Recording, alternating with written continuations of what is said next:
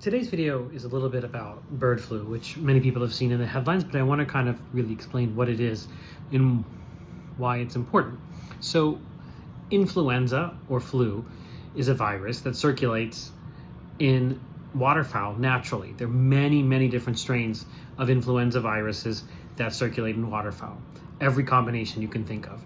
And our seasonal flu strains are ultimately descended from bird flu strains that have adapted and evolved to infect humans very efficiently.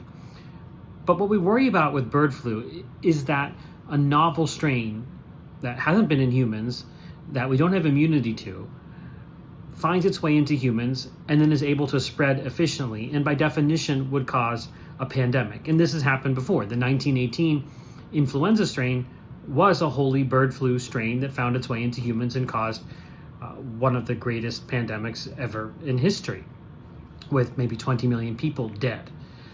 So anytime a bird flu virus starts behaving differently, starting to infect mammals, for example, that raises alarm bells, because could that be the step that a bird flu virus needs to take to then infect humans efficiently and spread person to person? That's why, for example, H5N1 has made the headlines, because it's infecting multiple different mammalian species, including now cows. And humans are getting infected, but humans don't tend to spread it.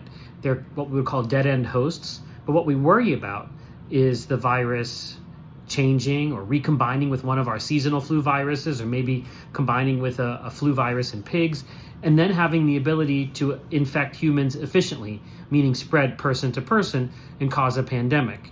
So when you think about pandemic threats, bird flu is at the very highest because of what it's done in 1918 and what we think it could do and will do in the future.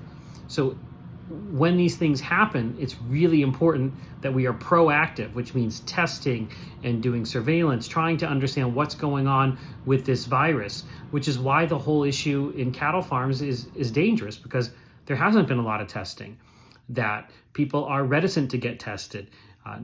They're reticent to get their cows tested. They're reticent to have their workers tested. And that really leaves us completely in the dark. And so we don't really know what's going on. And over the last several weeks, we've seen outbreaks on duck farms and turkey farms. That's why turkey prices are going up. But what we worry about is this going to mean humans are going to be more likely to be infected? And maybe it's not going to be H5N1. There's other bird flu strains that are probably arguably more dangerous than H5N1. But that's why bird flu is such an important thing to think about.